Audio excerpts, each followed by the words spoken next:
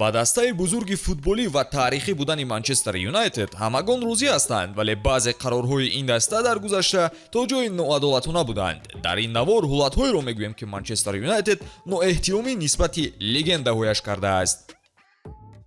дӯстон, навори мо бо дастгирии ширкати Ягекс омода шудааст. рақобатҳои футболӣ ва дигар навъи варзишро бо хизматрасониҳо ва коэффициентҳои баланди ширкати Ягекс боз ҳам ҷолибтар гардонед. он ҷо регистрация осон буда, пардохт аз тамоми гӯшаи канори дунё бароятон дастрас мебошад. ана барои обуначиёни канали Футбародарон бошад, иқдоми махсус омода намудаанд, ки дар аввалин пардохт бо промокоди Touchfoot ба ҳисоби шумо то $100 бонус дода мешавад. силкаи заруриро дар комментария мегузорем. ба ҳама муваффақият. аз ноҳурматии МЮ нисбати Бекхэм оғоз мекунем. Давид Бекхэм дар синни 17-солагӣ шомили дастаи Манчестер шуда буду, тақрибан 10 сол он ҷо баромад кардааст. давоми он солҳо ӯ ҷоизаҳои гуногунро ҳам соҳиб шуда буд. дар аввал ӯро дӯст медоштанд ва ҳатто рақами 7-ро барояш фароҳам намуда буданд. ана ҳолат баъди диққат додани Бекхэм ба чизҳои берун аз футбол шурӯъ шуд. баъди издивоҷи Бекхэм бо Виктория, ӯ бештар барои муаррифӣ кардани бренди худ вақт мегузаронид. акнун шумо дарк карда истодаед, ки даста чаро инро проблема хонда будааст. аслан сармураббии даста Фергюсон талаб мекард, ки ҳама бозингарон бояд танҳо оиди футбол фикр кунанд. диққати нави Бекхэм ба ӯ писанд наомад ва муносибати онҳо бад шудан гирифт. пас аз бохти 2-0 аз дасти Арсенал соли 2003, Фергюсон бо асабонӣ ба утоқи либосивазкунӣ рафта ба сари Бекхэм зарба задааст. Бекхэм ҳам мехост барои ин кор ҷавоб гардонад, вале хушбахтона дигарон вазъиятро ором карданд. ин ҳодисот сабаб шуд, ки муносибати ҳарду тараф тамоман бад шаваду дар охир Бекхэм охири сол тарки даста намуду ба Реал Мадрид гузариш намуд. акнун аз як ҳамлагари рақами 7 МЮ ба дигараш мегузарем. мебинем, ки чӣ ноҳурматие аз сӯи даста ба Криштиану Роналду шудааст.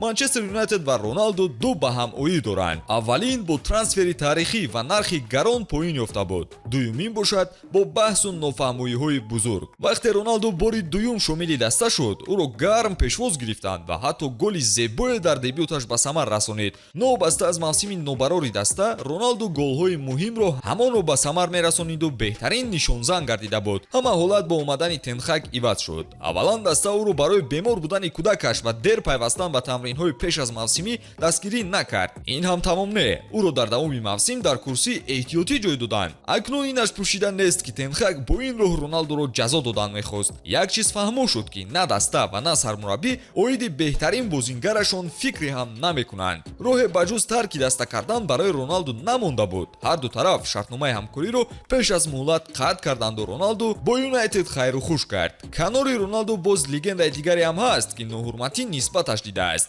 Давид Де Хеа ӯро на танҳо сармураббии даста қадр накард, балки шумораи зиёди мухлисон ҳам. ин норозигиҳо як сол не, балки солҳост, ки идома доранд. Де Хеа аслан ба чунин реаксияҳо сазовор набуд. албатта иштибоҳҳо гоҳ-гоҳе мешуданд, вале ҳамзамон Де Хеа дастаро дар ҳолатҳои беҳисоб наҷот додааст. мавсими қаблӣ дастпӯши тиллоиро беҳуда надоданд ку? аҳмақонааш ин аст, ки ӯро ҳам барои нокомиҳои даста гунаҳкор мекарданд, ҳам барои ноустувории нимҳимояи даста. беақлона ҳамин хел не? хулоса ӯро аз даста гусел карданду ба ҷояш дарвозабони нав гирифтанд. оқибат Де Хеа мисли Роналду маросими хайрбодӣ бо даста надошт. мушкилоти имрӯзаи МЮ-ро бинед, дарк мекунед, ки Де Хеа мушкилии асосӣ набуд. рафтани Де Хеа ва Роналду аламовар барояшон буд, вале бинед, ки ҳолати баъдӣ чӣ шудааст.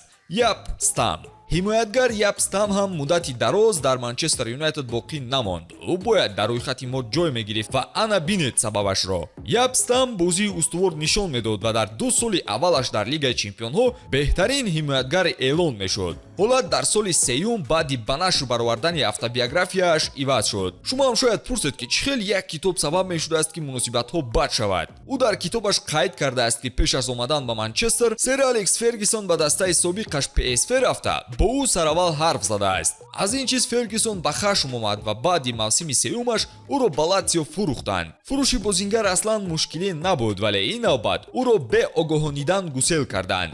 бале, гузариш бе огоҳӣ ба футболбоз ҳаллу фасл гардид. худи Яп дар дохили мошинаш дар як нуқтаи фурӯши сӯзишворӣ огаҳ шудааст. баъди солҳо Фергюсон изҳор дошт, ки ӯро барои китобаш не, балки барои паст шудани сифати бозиаш фурӯхтаанд. шумо ба ин ҳикояҳо бовар мекунед? боз кадом футболбоз ноҳурматӣ аз тарафи даста гирифта бошад? ҳатман дар комментария қайд кунед ва навори ҷадидро мунтазир бошед.